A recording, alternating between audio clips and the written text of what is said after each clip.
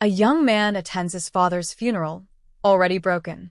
While everyone mourns quietly, one woman, cold and sharp, leans close to him and says, "Know your place." No explanation. No emotion. Just venom. She was his father's powerful business partner, the one everyone feared. No one knew why she hated him. After the burial, the lawyer privately hands him an old envelope. The final letter his father left only for him. Inside that envelope is a truth powerful enough to flip the hierarchy of the entire family and business. A truth that exposes her biggest fear and gives him something she never wanted him to have: control. But the letter doesn't just reveal secrets. It sets off a chain of emotional explosions, hidden betrayals, and a silent war she never thought he could fight. I remember the sound before anything else. Not the whispers, not the flowers being placed on polished wood, but the soft, controlled footsteps of the woman who had spent years reminding everyone that she owned the room the moment she entered it. Her name was Cassandra Hale. People feared her presence more than they respected it. Sharp suit, sharper tongue. A woman who believed softness was a disease. And somehow, on the day of my father's funeral, she looked even colder than usual. I stood near the casket, trying to stay composed, trying to breathe through the weight that grief presses onto your chest. The room smelled like lilies and old polished wood. Murmured condolences floated in the air, hollow and repetitive. Then Cassandra stepped closer. Her heels clicked once, then twice, then stopped just near my shoulder, close enough for her perfume to reach me, close enough for her voice to cut through my thoughts like a blade. She leaned down slightly, not enough for anyone to notice, but enough for me to feel the calculation in her eyes. "Know your place," she whispered. No sympathy. No sadness. Just those 3 words, delivered like a warning or a promise. I didn't respond. I didn't even turn. Maybe because I couldn't. Maybe because something in me froze right there. But mostly because I recognized her tone. It was the same tone she used in boardrooms, halls, and at every meeting I ever tried to sit in on. The tone that said she believed she stood above everyone else, including me. Especially me. She walked away before my mind could catch up, greeting people with a polite, practiced smile as if she hadn't just stabbed me with a sentence.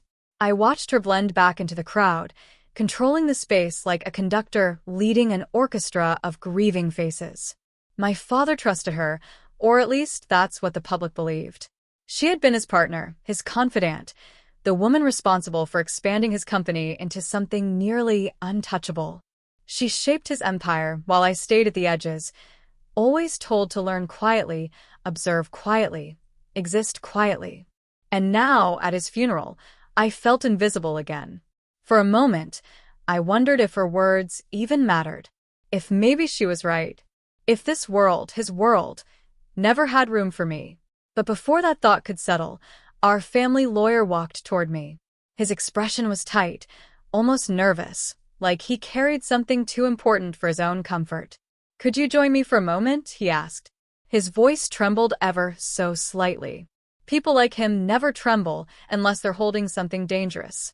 I followed him into a separate room, a quiet space where the noise of grief faded behind thick doors.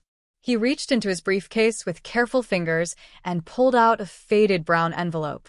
Its edges were worn, softened by time, and the handwriting on the front made my breath catch for the first time that day. My name, written in my father's firm, familiar script. "I was instructed," the lawyer said softly, "to give this to you privately. No one else knows it exists. No one else. Not even Cassandra." He stepped back, letting me stand alone with the envelope that suddenly felt heavier than anything I had carried before. My fingers brushed over the writing.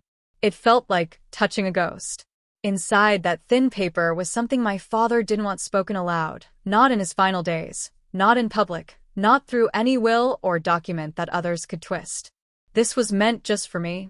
I opened it carefully, afraid it might crumble. Inside there were 3 things: a letter, A key.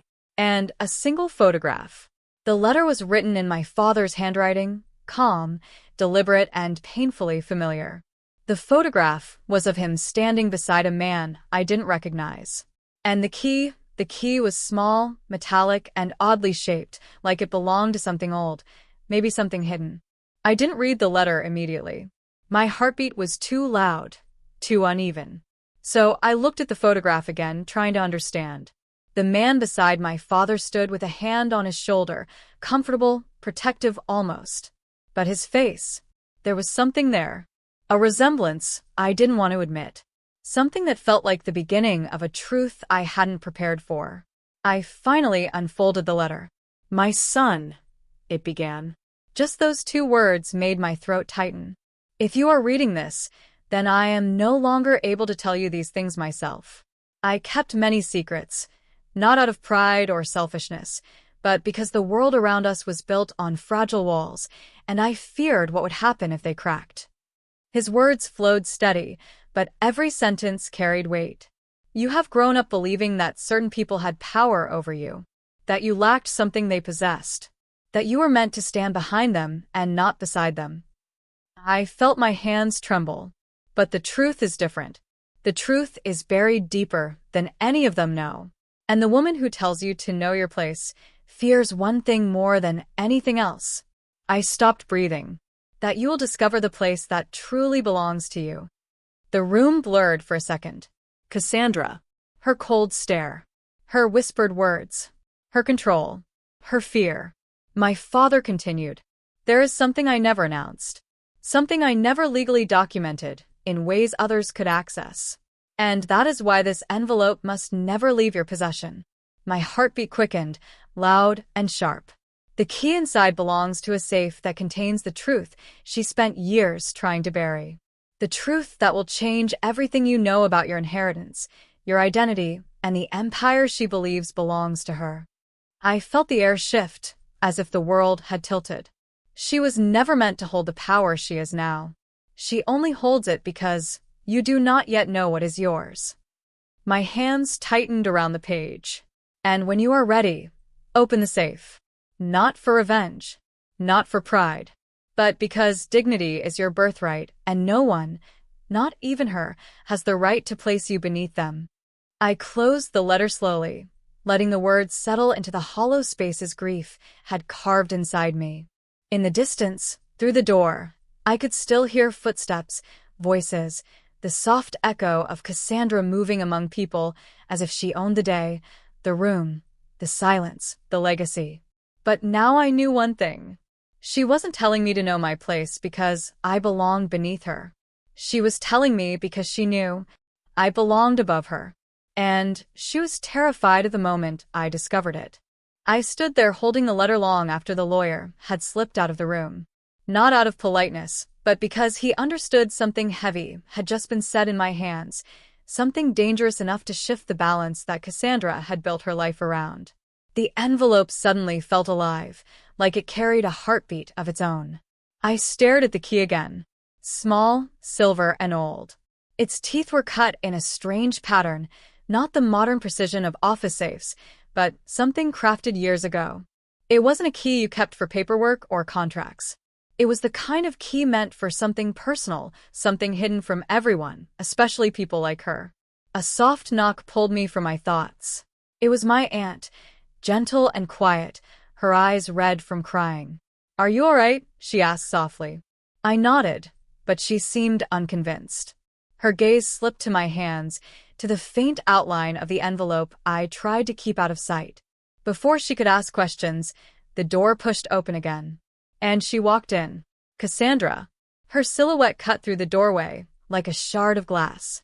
Her expression unreadable. Her posture perfect. Her eyes scanning the room until they landed on me. "My condolences," she said, though her tone suggested otherwise. My aunt excused herself quickly, sensing the sudden frost in the room. When she left, the door clicked shut, leaving me alone with the woman who believed the world tilted in her direction. Cassandra's gaze dropped to the envelope in my hand. "What did he give you?" she asked. Not a question. A demand. Her voice held no grief, only calculation. It was the same voice she used when cornering competitors in meetings.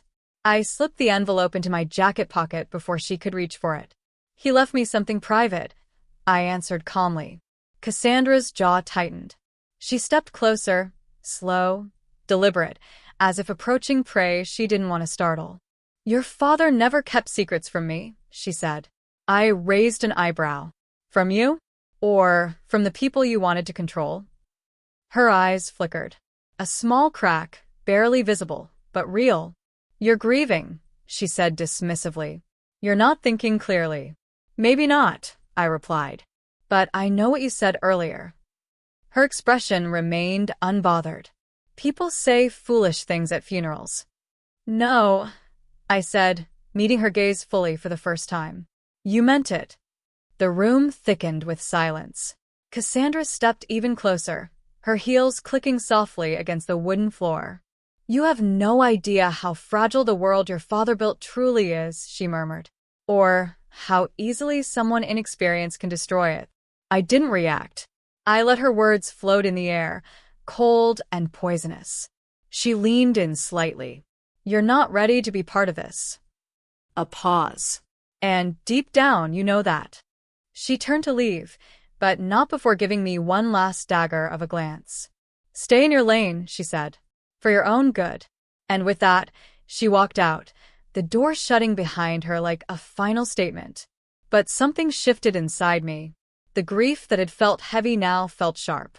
My father's letter had cracked something open, and Cassandra's words poured fuel into it. I knew I couldn't open the safe here. Not with eyes watching. Not with Cassandra lurking like a shadow. I left the funeral quietly, ignored the whispers, the condolences, the pitying looks.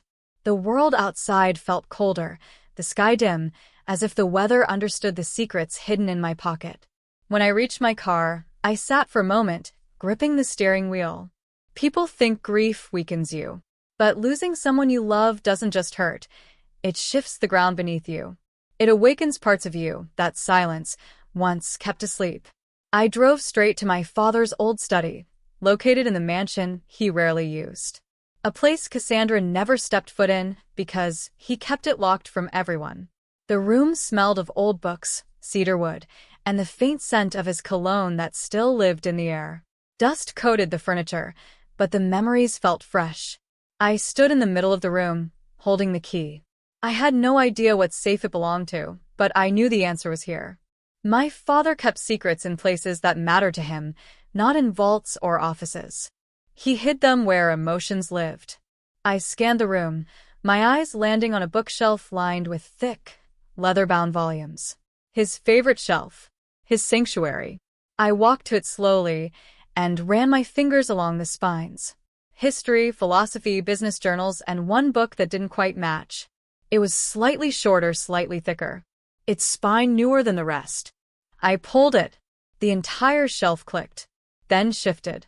Behind it was a small safe built into the wall, old and metallic, with a keyhole that matched the key perfectly. My heartbeat quickened as I slid the key in. It turned smoothly, almost too smoothly, like it had been waiting. The safe opened with a soft metallic sigh. Inside, there was no money, no contracts, no property deeds, just documents, old photographs, a ring, and a sealed folder with my name written on it. But what caught my eye first was a handwritten note placed on top. Cassandra must never know about this. I felt the air leave my chest. My father never used strong words lightly. If he believed she must never know, then what lay inside the safe wasn't just personal, it was dangerous. I lifted the sealed folder. My hands trembled slightly, but not from fear. From anticipation. From the sense that everything I believed about my place in the world was about to be rewritten. When I opened it, the first page made my blood run cold. It wasn't a letter. It was a document. A legally binding, signed, and notarized document. My father had transferred something to me. Something massive. Something that explained Cassandra's hatred. Something that would flip everything upside down. A controlling percentage of the company. Not after his death. Effective immediately. My breath caught. Why hadn't anyone known? Why hadn't the board been informed? Why hadn't Cassandra reacted before? Because the document had never been filed. Never submitted. Never entered into public record. except for one copy. This one, hidden here, meant only for the person he trusted most. Me. There was a second page, a letter attached to the document, written in my father's steady hand. If she ever tells you to know your place, show her the truth. My chest tightened. My father hadn't left me a goodbye. He had left me a war. And the first shot had already been fired.